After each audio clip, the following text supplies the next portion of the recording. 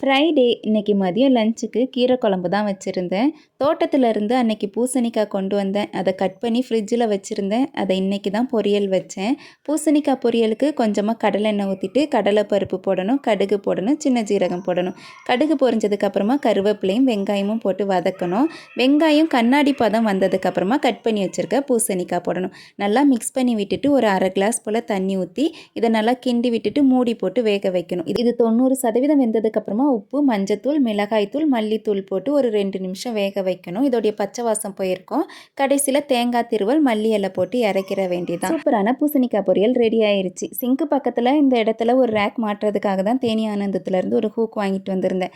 அதோடைய குவாலிட்டி இந்த அளவுக்கு மோசமாக இருக்கும்னு நான் நினச்சி கூட பார்க்கல. அதை ஒட்டிட்டு ரேக்கை மாட்டிட்டு விம்ஜெல் தான் வச்சேன். அதுக்கிட்டே அது கீழே விழுந்துருச்சு.